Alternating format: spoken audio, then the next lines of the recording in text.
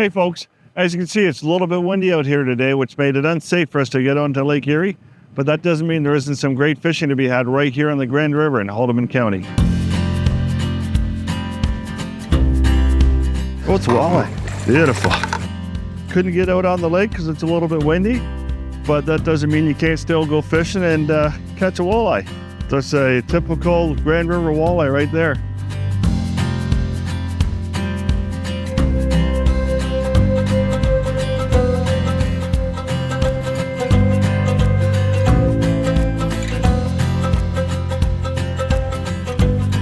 What do we got there? Another bowfin, it looks like. Is it? Yeah. Cool. They are really cool fish. I really like those fish.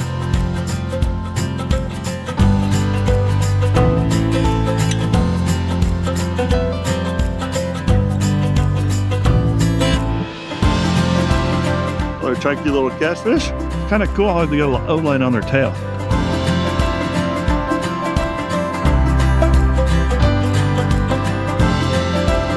There's one.